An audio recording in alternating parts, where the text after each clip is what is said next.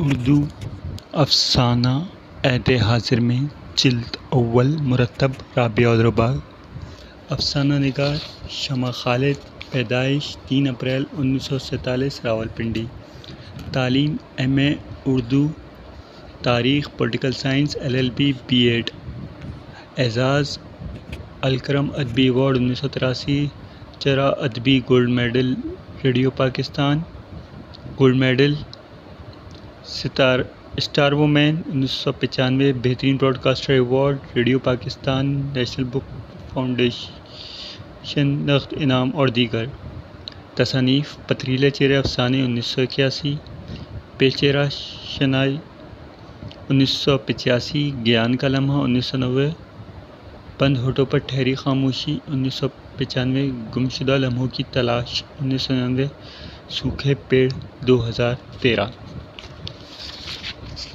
افسانہ بے چہرہ شناسائی۔ گیٹ تک پہنچتے پہنچتے رضوانہ نے ہارن سے ہاتھ نہ اٹھایا۔ گیٹ پر کھڑے سیکیورٹی گارڈ نے میکینکی انداز میں سلوٹ کیا اور راستہ دینے کے لیے پیر کو ہٹا دیا۔ اس نے بالوں کو جھٹک کر سلوٹ کا جواب دیا اور گاڑی پارکنگ ایریا میں لے گئی۔ گاڑی کو لاک کرنے کے بعد باری باری سارے دروازے چیک کر کے وہ چابی گھماتی آفس کی جانب چل دی۔ راستے میں مختلف انداز کے سلاموں کا جواب کبھی سر جھٹک کر کبھی سر جھکا کر دیتی۔ وہ اپنے کمرے تک پہنچی۔ چپڑاسی نے اسے دیکھ کر خوشامدی انداز میں دانت نکالے، صاف کرسی اور میز کو کاندھے پر پڑے صفحے سے جھاڑا اور جب وہ بیٹھ گئی تو چند مویے کی کلیاں لا کر پین اسٹینڈ میں لگائیں اور نئے آرڈر کے لیے مستعد ہو گیا۔ کون حنیف؟ رضوانہ نے فائل سے سر اٹھاتے ہوئے پوچھا۔ وہ جی ہمارے دفتر میں UDC تھا جی۔ Senior clerk? رضوانہ کو سوچتے دیکھ کر کہنے لگا۔ وہ جی وہی جو مہینے کے مہینے ٹیلی فون کا بل لے کر آتا تھا۔ اسے یاد آیا پچھلے مہینے ہی تو اس نے بل ویریفائی کرنے سے اس لیے انکار کر دیا تھا کہ اس کا فون کسی مس یوز کرتے ہوئے کراچی کال بک کروائی تھی اور پورے 320 روپے بل آیا تھا، حالانکہ آفس کا فون نان SD تھا۔ وہ اس بے اصولی پر بے حد ناراض ہوئی تھی۔ وہ اس فون کو صرف لوکل کال کے لیے استعمال کرتی تھی، ویسے بھی گھر میں 2 فون ہونے کی وجہ سے وہ کال بک کروانے کا سوچ بھی نہیں سکتی تھی۔ بھلا اس زمانے میں جب ڈائریکٹ ڈائلنگ یعنی STD کی کال یا NWD مائکرو لنک کے ذریعے منٹوں میں بات کی جا سکتی ہو تو کال بک کروانے کے گھنٹوں کے انتظار میں اپنا جی جلاتا رہے کون؟ یہی سوچتے سوچتے اس کے چہرے پر مسکراہٹ پھیل گئی اور اسے یاد آیا کہ بچے پاکٹل کے لیے اس کے کس طرح آرام کرنے کی کوشش کر رہے تھے۔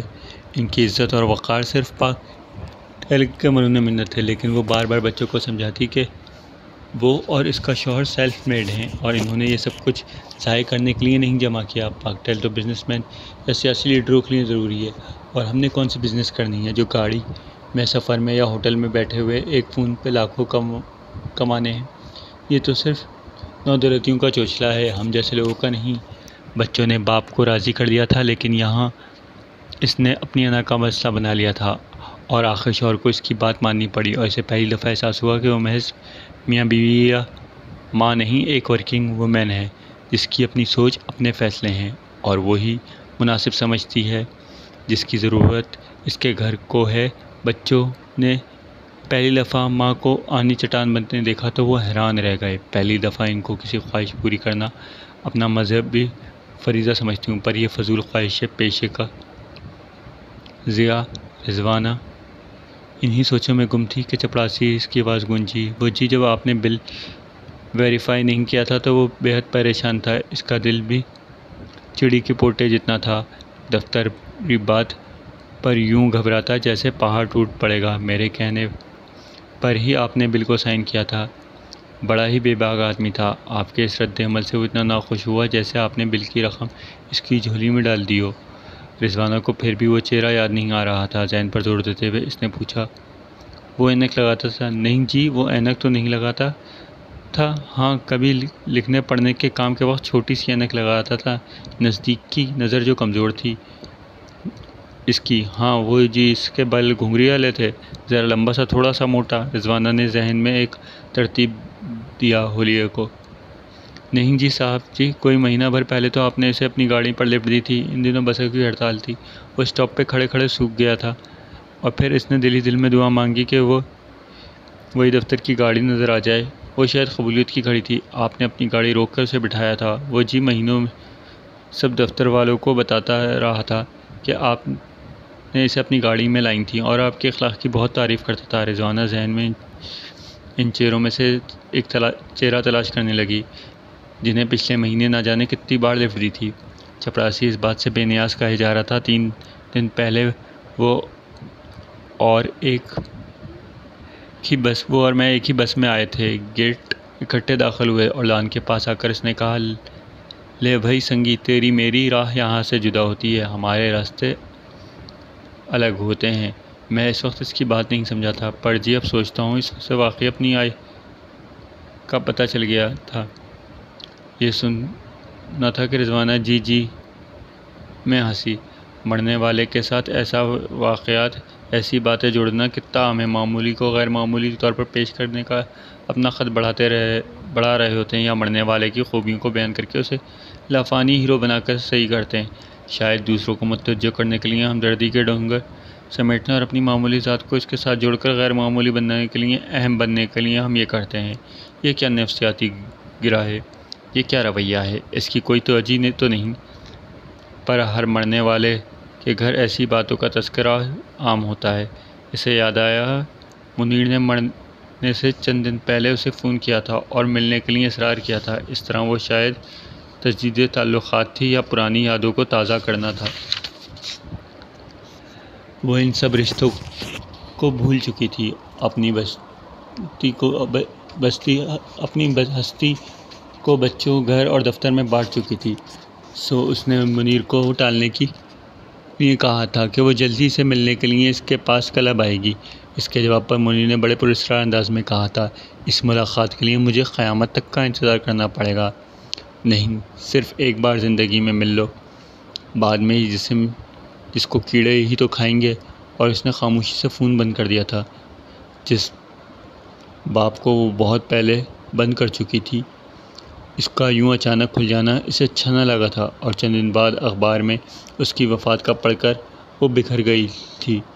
اس کا یوں اچانک کھل جانا اور اسے اچھا نہ لگا تھا، اور اس کی وفات کے بعد وہ اپنے آپ سے مجرم لگنے لگی۔ اگر اس کا ماہر نفسیات دوست اسے سنبھال نہ لیتا تو وہ بچوں کے سامنے گر جاتی۔ اسے ماہر نفسیات نے دلاسا دیا اور کہا، یہ سب تو حادثاتی طور پر ہوا ہے، بائی چانس، نہ کہ کسی کہنے کا یہ مطلب تھا، اور نہ ہی وہ اپنی موت سے آگاہ تھا۔ اگر ایسا نہ ہوتا تو دوسرے دن ہونے والے میچ کے ٹکٹ نہ خریدتا، بیوی سے اپنی پسندیدہ لسٹ نہ بنواتا، اور دوستوں کو شام پارٹی میں نہ بلواتا۔ ان باتوں میں موجود لاجک نے اسے مطمئن کر دیا تھا، لیکن یہ سب وہ اپنے چپراسی سے نہ کہہ سکی، جو مرنے والے کے ساتھ اس واقعے میں بہت معمولی واقعے کو جوڑ رہا تھا۔ وہ جب بھی کوئی فون کال ریسیو کرنے کے بعد فارغ ہوتی تو وہ دوسری فائل آگے بڑھانے کے لیے آ جاتا اور مرنے والے کی باتیں کرنے لگ جاتا، اور وہ اس کا دل رکھنے کے لیے چپ چاپ خالی ذہن سنتی چلی جاتی۔ وہ بتا رہا تھا، وہ جی اس دفتر میں جب حنیف آیا تھا تو اسے کینٹین میں 20 روپے ماہوار پر نوکری ملی تھی۔ جب وہ راحیل صاحب کے کمرے میں چائے لے کر جاتا تو وہ اسے بڑے خوش ہوتے۔ ایک دن اس نے انہیں بتایا کہ وہ 8 جماعتیں پاس ہے، تو انہوں نے سفارش کر کے اپنے پاس رکھ لیا تھا، اور جی اسے پڑھنے کے لیے انہوں نے مجبور کیا اور وعدہ کیا تھا کہ وہ پڑھ لے تو وہ اسے ترقی دیں گے۔ تو جی اس نے پہلے میٹرک کیا اور اس پر صاحب نے اسے ایل ڈی سی لگایا اور پھر یو ڈی سی کروا دیا۔ ایک وہ آفیسر تھے جو اسے کینٹین سے اٹھا کر کلرک کی پوسٹ پر لے آئے تھے۔ رضوانہ جیسے اس کی بات کو سمجھ گئی اور پریشانی سے کہنے لگی، ہاں تم ٹھیک ہو، تم بھی ایف اے کر لو تو تمہارے بارے میں بھی سوچیں گے۔ چپراسی چند لمحے کے لیے اپنے دوست کو بھول کر پوچھنے لگا، سچ مچ؟ باس کا فون آیا کہ میٹنگ کے روم میں محمد حنیف کے لیے تعزیتی اجلاس ہو رہا ہے، وہ بھی آ جائے۔ رضوانہ جب وہاں پہنچی تو دوسرے آفیسرز ادھر ادھر کی باتیں کر رہے تھے۔ فضا چند لمحوں کے لیے سوگوار ہوئی، فاتحہ کے لیے ہاتھ اٹھائے گئے اور وہ سوچنے لگی۔ وہ اور ایک چھت کے نیچے برسوں کام کرتے رہے، پر میں اس شخص کو یاد نہ رکھ سکی۔ فاتحہ کے بعد پریس ریلیز جاری ہوا اور دوسرے دن تمام اخبارات میں محمد حنیف پر کم اور دفتر والوں کے بارے میں لمبی خبر تھی۔ چند دن کے بعد یہ واقعہ معمول کے کاموں میں کہیں گم ہو گیا۔ ایک دن فائلوں میں گم تھی کہ ایک ادھیڑ عمر برقع پوش خاتون کے آنے پر سنبھل کر بیٹھ گئی۔ اسے یہ چہرہ آشنا سا لگا۔ اس پر اخلاقی طور پر اس نے پوچھا، میں آپ کا نام بھول گئی ہوں، آپ سے کب ملاقات ہوئی تھی؟ وہ جی آپ مجھے نہیں جانتی، میں محمد حنیف کی بیوہ ہوں۔ وہ جی آپ کی بہت تعریف کرتا تھا، آپ کی مہربانیوں کا تذکرہ گھر بھر میں رہتا تھا، اس لیے ہمت کر کے آپ کے پاس ہوئی ہوں۔ وہ حنیف کی آخری ماہ کی تنخواہ بینک میں ہی تھی کہ وہ چل بسا۔ بینک والے تنخواہ نہیں دے رہے، کبھی اشنام منگواتے ہیں، کبھی بچوں کی دستخط، میں تو چکر لگا لگا کے تھک گئی ہوں، آپ میری مدد کر دیں۔ رضوانہ نے بینک کے مینیجر کو فون کیا۔ اس نے کہا کہ وہ اپنے کسی اور دوسرے ساتھی کو گواہی، اپنا اکاؤنٹ نمبر اور شناختی کارڈ کی کاپی بھجوا دے تو اسے بیوہ کو پیسے مل جائیں گے۔ شناختی کارڈ دیتے ہوئے وہ سوچنے لگی، کاش وہ حنیف کا شناختی کارڈ ہی دیکھ لیتی، یوں اس کا چہرہ تو یاد آ جاتا۔ اس کے بعد چپڑاسی کو پھر موقع مل گیا۔ وہ کہنے لگا، دیکھیں جی آپ نہ ہوتی تو غریب عورت کا کیا بنتا۔ وہ غم سے نڈال، گھر کا کماؤ مرد ہی نہ رہا اور پر بیٹی بیمار ہے جی غم سے، اور اوپر سے بینک والوں نے جینا حرام کر دیا۔ ایک دفعہ حنیف بہت بیمار ہو گیا تھا تو سہیل صاحب نے اسے سینیٹوریم داخل کرا دیا تھا۔ ہفتے میں ایک بار وہ دیکھنے جاتے تھے، ایک دفعہ کسی اور کو بھجواتے۔ سارے دفتر والے پیسے جمع کر کے اسے بھجواتے۔ سہیل صاحب نے میڈیکل کا بل دلوایا تھا اور اوپر سے کچھ پیسے بھی۔ وہ جب بھی یہ باتیں کر رہا تھا، رضوانہ اپنے ذہن میں ایک چہرہ ترتیب دے چکی تھی۔ وہ حوالہ سامنے آتے ہی اسے لگا جیسے حنیف سامنے آ گیا۔ یہی سوچتے وہ کمرے سے باہر نکلی تو ذہن کا حوالہ نکل کر سامنے آ گیا۔ رضوانہ کے منہ سے بے ساختہ نکلا، تم حنیف تو نہیں؟ میں تو رضوان ہوں، یہاں ٹائپسٹ ہوں، اور آپ کو سائنوپسس میں ٹائپ کر دیے ہیں، اور وہ جی اور ٹائم کا فارم بھی آپ کی میز پر رکھ دیا ہے۔ ذرا یہ مہربانی کیجیے گا، مجھے 4 پیسوں کا فائدہ ہو جائے گا۔ ہاں میں انہیں سائن کر دوں گی، رضوانہ نے منہ میں شکر گزاری کے کلمات دہراتے ہوئے کہا، جنہیں سنی انسنی کرتی وہ آگے بڑھ گئی تو چہرہ بھی نہیں، آخر وہ مجھے یاد کیوں نہیں آتا؟ یہی سوچ کر جب وہ تھک گئی تو دفتر سے اس کے گھر کا پتہ لے کر اس کے جانب چل دی۔ اندھیرے سے بدبودار محلے میں پہنچ کر وہ سوچنے لگی، واپس مڑ جائے تو زندگی کتنی کسیلی بدبودار بھی ہو سکتی ہے۔ تو اس نے کبھی سوچا نہ تھا۔ گاڑی سے قدم نکالتے ہی سینکڑوں بچے جانے کہاں سے متھور کے مانند اگائے تھے۔ اس نے محمد حنیف کا نام لیا تو ان بچوں میں سے ایک بڑے بچے نے اسے پیچھے آنے کے لیے کہہ دیا اور بازو پھیلا کر آگے چلنے لگا۔ باقی بچے اسے بڑی حسرت سے دیکھ رہے تھے۔ وہ فکر سے گردن اکڑائے کندھے پر پھیلائے آگے چل رہا تھا۔